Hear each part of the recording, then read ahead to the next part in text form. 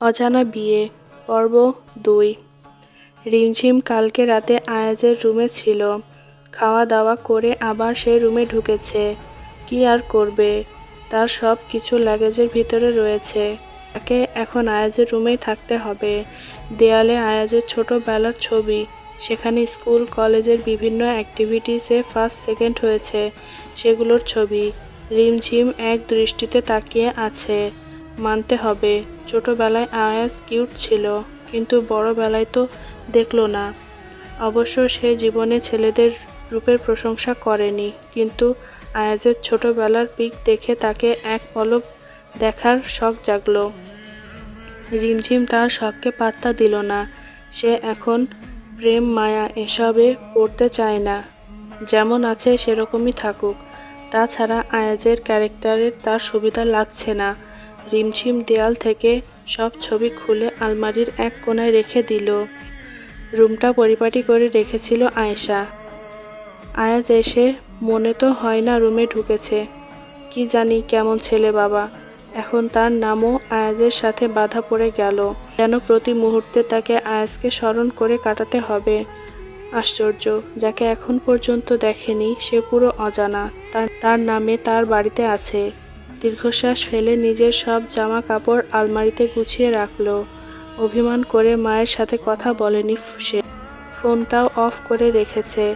রিমঝিম খুব ইন্ট্রোভার্ট প্রকৃতির মেয়ে, এজন্য তার কোনো বন্ধু নেই, সে বানাতেও চায় না। বইপ্রেমী, সে বইকে বন্ধু স্বরূপ গ্রহণ করেছে। রিমঝিম বিশ্বাস করে এ জগতে সবাই শুধু নিজের স্বার্থ খোঁজে, স্বার্থ ফুরিয়ে গেলে ফিরেও তাকাবে না। এই দুদিনের জীবনে বন্ধুর দরকার নেই তার। তৃষা সম্পর্কে তার ননদ, সে হিসেবে ভালো বন্ধুও হয়ে উঠেছে, কারণ এইখানে থাকতে হবে তাকে। দিনও ভালো কাটবে। বারান্দায় দাঁড়িয়ে ছিল। এই রুমে রিমঝিমের ভালো লাগছে।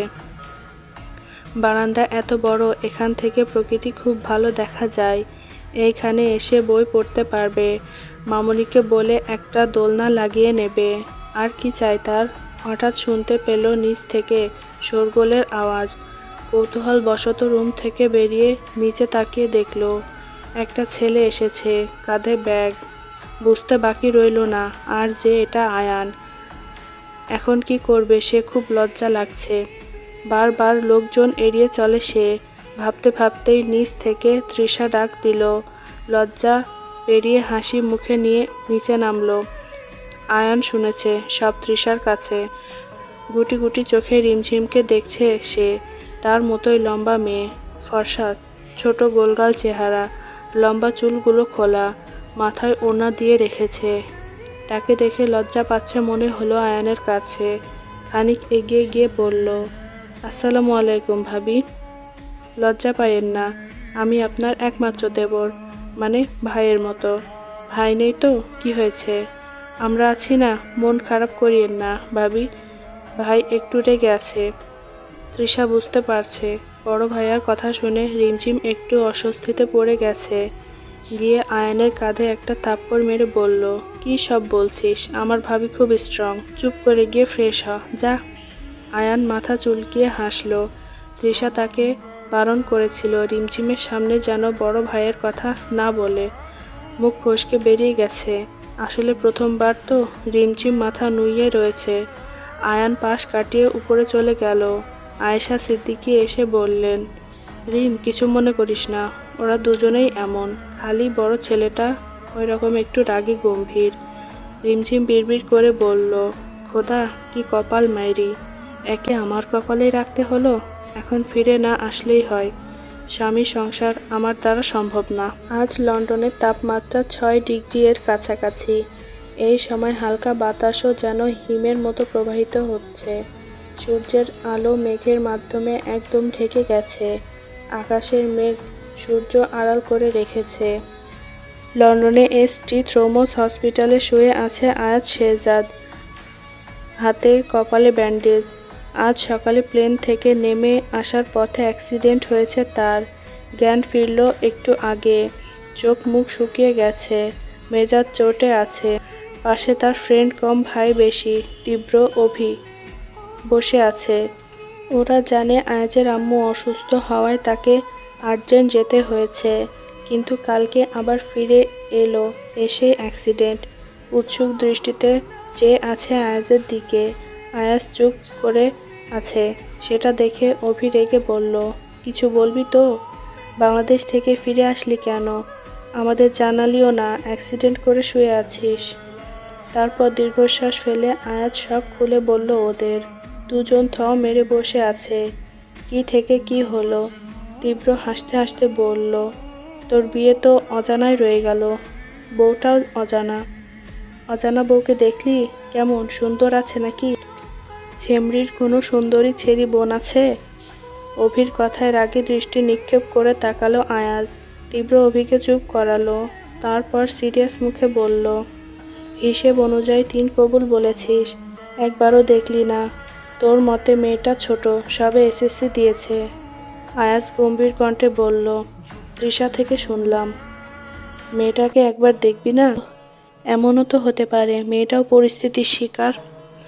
আয়াজ ঠাট্টা করে বলল, ওইসব মেয়েদের চেনা আছে, সব টাকার জন্য বিয়ে করেছে। এমন সময় অভির ফোনে কল এলো। আয়ান কল দিয়েছে। অভি রিসিভ করে লাউড স্পিকারে রাখে। আয়াজ ইশারায় অ্যাক্সিডেন্টের কথা বলতে নিষেধ করে।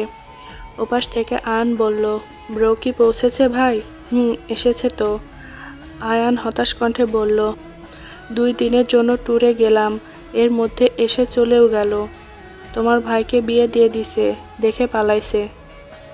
ভাবিকে একবারও দেখলো না। একদম পানির মতো স্বচ্ছ, অনেক ভালো, অনেক সুন্দর একটা মেয়ে। আসল কথা, সেই ভাইয়ার মতোই পরিস্থিতির শিকার। আম্মুর বেস্ট ফ্রেন্ড একজন উকিল। মেয়েটার মা বাদে কেউ নেই। আমার খুব কষ্ট লাগতেছে। হয়তো ভাবি মনে মনে কষ্ট পেয়েছে, কিন্তু মুখে কিছুই বলছে না। আয়ান এক নাগাড়ে কথা বলে থামলো। অভি আয়াজের দিকে তাকালো। সে ডোন্ট কেয়ার ভাব নিয়ে বসে আছে। অভি বলল, 2 জনে মানিয়ে নিতে সময় লাগবে। আচ্ছা, ভাবি কি বেশি সুন্দর? বলছি, ওর কোনো বোন আছে? মা বলেছে, ভাইয়া না ফিরলে ভাবিকে দরকার হলে আমার বউ বানিয়ে হলেও এ বাড়িতে রেখে দেবে, ছাড়বে না। অভি তীব্রর চোখ কপালে। অভি অবাক হয়ে বলল, এত সুন্দর মেয়ে? অনেক। টিক দাও, আমার ভাবির রূপের আগুনে তোমাদের গা পুড়ে যাবে। না থাক ভাই, তোমরা বেঁচে থাকো। ওইদিকে তৃষা ইশারা করছে আরও কিছু বলার জন্য।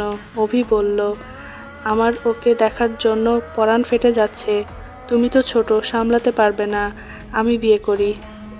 এ কথা শুনে আয়াজ তীক্ষ্ণ চোখে তাকালো অভির দিকে। তীব্র ওইদিকে হাসতে হাসতে সোফায় পড়ে যাচ্ছে। আয়ান কল কেটে দিয়েছে। তৃষা হাসতে হাসতে শেষ। তারপর বলল, এই কথা অভি ভাই নিশ্চয় ভাইয়াকে বলবে। ভাইয়ার একবার হলেও দেখার ইচ্ছে হবে, তখন বাংলাদেশে ফিরে আসবে। আয়ান রেগে বলল, তোর এই আইডিয়া কোনো কাজে আসবে না দেখিস। আসবে না। ভাইয়াকে আমার চেনা আছে, এইসব ইন্টারেস্ট নেই তার। আর যদি আসে তাহলে বুঝবো 3 কবুলের কামাল সব। তীব্র এইবার সিরিয়াস মুড নিয়ে বলল, 3 কবুল বলা হাওয়া হয়ে গেছে? এর মানে বুঝিস? আল্লাহর সম্মতিতে, পরিবারের সম্মতিতে তুই মেয়েটাকে বউ হিসেবে কবুল করেছিস। একটা হালাল সম্পর্কের দূরত্ব যতই হোক, যতই থাকুক, এই অজানা সম্পর্কে ভালোবাসা গভীর হবে। অজানা বিয়ে হলেও 3 কবুলের আশীর্বাদে একে অপরকে খুঁজবি ঠিকই। আয়াজ বিরক্ত হয়ে বলল, এইসব ফাও কথা আমাকে বলবি না। I have not interested. Abhi একটু লাজুক কণ্ঠে বলল, তাহলে আমি বিয়ে করি ওকে। তুই এখনও দেখিস নাই, আর দেখাও লাগবে না। আমি বিয়ে করে বা। আয়াজ রাগ দমাতে পারল না, না চাইতেও রাগী কণ্ঠে বলল, জানোয়ারের বাচ্চা, চুপ কর।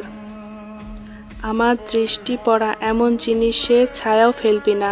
সেখানে তো 3 কবুল বলেছি। অভি নাক টেনে অভিনয় করে বলল, জেলাস।